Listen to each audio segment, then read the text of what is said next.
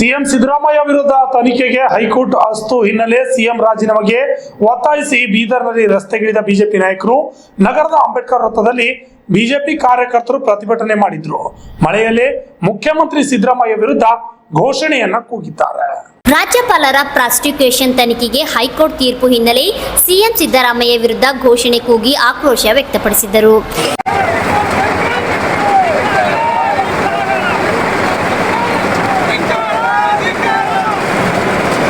ತಕ್ಷಣವೇ ರಾಜೀನಾಮೆ ಕೊಟ್ಟು ನೈತಿಕ ಹೊಣೆ ಹೊರಲು ಆಗ್ರಹ ಬಿಜೆಪಿ ಜಿಲ್ಲಾಧ್ಯಕ್ಷ ಸೋಮನಾಥ್ ಪಾಟೀಲ್ ನೇತೃತ್ವದಲ್ಲಿ ಈ ಪ್ರತಿಭಟನೆ ನಡೆಸಿದರು.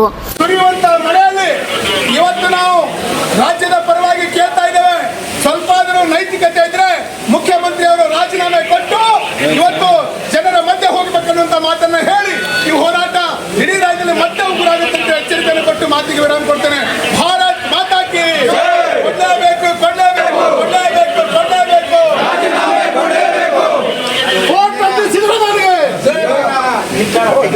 ಮಳೆಯಲ್ಲೇ ಜಿಲ್ಲಾಧಿಕಾರಿ ಕಚೇರಿ ತೆರಳಿ ಮನವಿ ಪತ್ರ ಸಲ್ಲಿಸಿದ ಬಿಜೆಪಿ ಮುಖಂಡರು.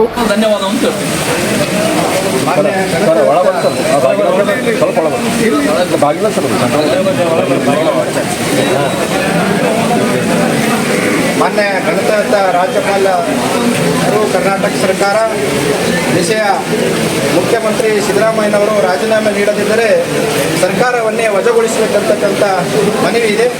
ಈ ಮೇಲ್ಕಂಡ ವಿಷಯದ ಅನ್ವಯ ಸಿದ್ದರಾಮಯ್ಯನವರು ಪತ್ನಿಯ ಹೆಸರಿನಲ್ಲಿದ್ದಂಥ 14 ಮೂಢ ಸೈಟ್ಗಳನ್ನು ಹಂಚಿಕೆ ಮಾಡಿರುವ ಪ್ರಕರಣಕ್ಕೆ ತಾವು ಸೆಕ್ಷನ್ 17A ಅಡಿಯಲ್ಲಿ ತನಿಖೆ ನಡೆಸಲು ಅನುಮತಿ ನೀಡುತ್ತೀರಿ.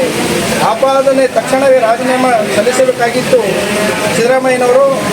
ಆದರೂ ಕೂಡ ಹೈಕೋರ್ಟಿನ ತೀರ್ಪು ಬರುವವರೆಗೆ ಮುಂದುವರೆದು ಇಂದು ಹೈಕೋರ್ಟಿನ ತೀರ್ಪು ನ್ಯಾಯಾಧೀಶರು ತಮ್ಮ ಅರ್ಜಿಯನ್ನು ಸಿದ್ದರಾಮಯ್ಯನವರ ಅರ್ಜಿಯನ್ನು ವಜಾಗೊಳಿಸಿದ ನಂತರವೂ ಕೂಡ ನೈತಿಕ ಹೊಣೆ ಹೊತ್ತು ತಕ್ಷಣ ರಾಜೀನಾಮೆ ನೀಡದಿದ್ದರೆ ಘನತೆಯುತ ರಾಜ್ಯಪಾಲರು ಇಡೀ ಸರ್ಕಾರವನ್ನೇ ವಜಾಗೊಳಿಸಬೇಕಂತಕ್ಕಂಥ ಒತ್ತಾಯವನ್ನು ಜಿಲ್ಲಾ ಬಿಜೆಪಿ ಘಟಕದ ವತಿಯಿಂದ ಈ ಮನವಿಯನ್ನು ಮಾನ್ಯ ಜಿಲ್ಲಾಧಿಕಾರಿಗಳ ಮುಖಾಂತರ ರಾಜ್ಯಪಾಲರಿಗೆ ನೀಡುತ್ತಿದ್ದೇವೆ.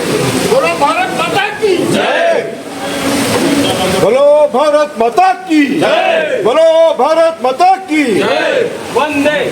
ಪ್ರತಿಭಟನೆಯಲ್ಲಿ ಮಾಜಿ ಸಚಿವ ಭಗವತ್ ಖೋಬ ಸೇರಿದಂತೆ ಹಲವು ಮುಖಂಡರು ಈ ಸಂದರ್ಭದಲ್ಲಿ ಉಪಸ್ಥಿತರಿದ್ದರು. ಕರ್ನಾಟಕದ ಮುಖ್ಯಮಂತ್ರಿ ಸಿದ್ದರಾಮಯ್ಯನವರು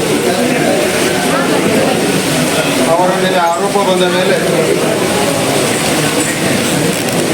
ರಾಜ್ಯದ ರಾಜ್ಯಪಾಲರಾದ ಗಣತಂತ್ರ ತಾವರ್ಚಂದ್ ಗೆಹ್ಲೋಟ್ಜಿಯವರು ಈ ಪ್ರಕರಣವನ್ನು ತನಿಖೆಗೆ ಒಳಪಡಿಸಬೇಕು ಅನ್ನುವಂಥ ಆದೇಶವನ್ನು ಮಾಡಿದ ಮೇಲೆಯೂ ಕೂಡ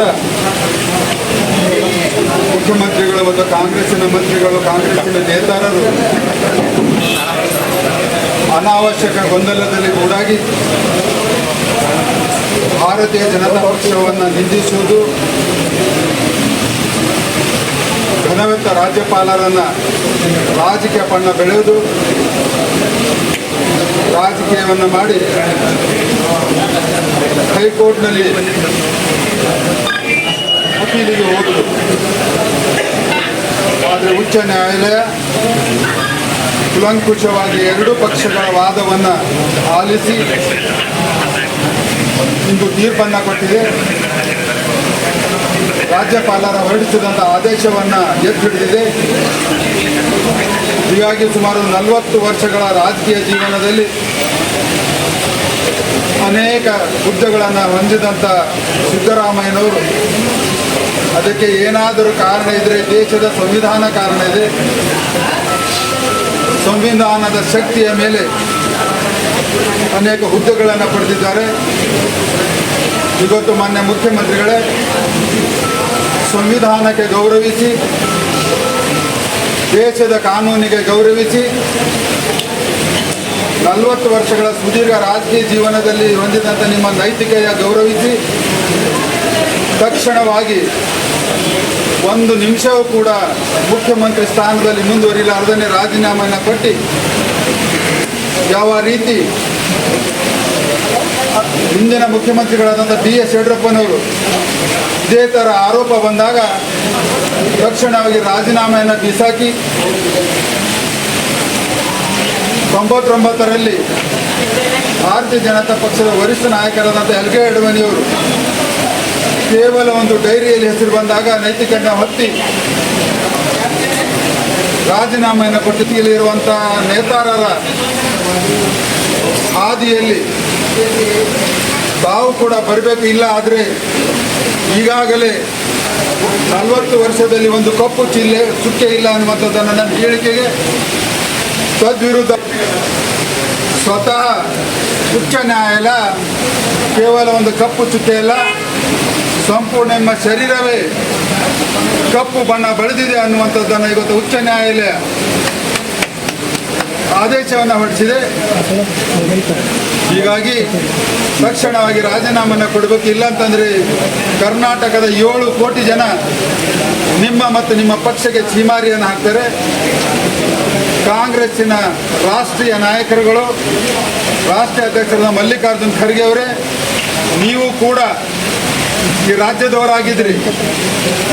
ನಿಮ್ಮ ರಾಜ್ಯದಲ್ಲಿ ನಿಮ್ಮ ಕಾಂಗ್ರೆಸ್ಸಿನ ದುರಾಡಳಿತ, ಭ್ರಷ್ಟಾಚಾರ ಯಾವ ಮಟ್ಟಕ್ಕೆ ಹೋಗಿದೆ ಅನ್ನುವಂಥದ್ದನ್ನು ವರಿಷ್ಠರಿಗೆ ಹೇಳುವಂಥ ಅವಶ್ಯಕತೆ ಇಲ್ಲ. ಸ್ವತಃ ನೀವು ಈ ರಾಜ್ಯದಿಂದ ಬರುವವರ ಕಾರಣಕ್ಕಾಗಿ ಎಲ್ಲವೂ ನಿಮಗೆ ಎಳಿಯಾಗಿ ಗೊತ್ತಿದೆ. ಸಿದ್ದರಾಮಯ್ಯನವರು ಒಂದು ವೇಳೆ ರಾಜೀನಾಮೆ ಕೊಡಲಿಲ್ಲ ಅಂದರೆ ತಕ್ಷಣವಾಗಿ ನೀವು ರಾಷ್ಟ್ರೀಯ ಅಧ್ಯಕ್ಷರಾಗಿ ಅದನ್ನು ಅವರ ರಾಜೀನಾಮೆಯನ್ನು ಪಡ್ಕೊಳ್ಬೇಕು. ಇಲ್ಲವಾದಲ್ಲಿ ರಾಷ್ಟ್ರ ಮಟ್ಟದಲ್ಲಿ ಈ ಒಂದು ಹೋರಾಟವನ್ನು ಮುಂದುವರಿಸಿದೆ ಅಂತ ಹೇಳಿ ನನ್ನ ಮಾತಿನ ನಿಲ್ಲಿಸ್ತೀನಿ. ರಾಜೀನಾಮೆ ಕೊಡಲೇಬೇಕು.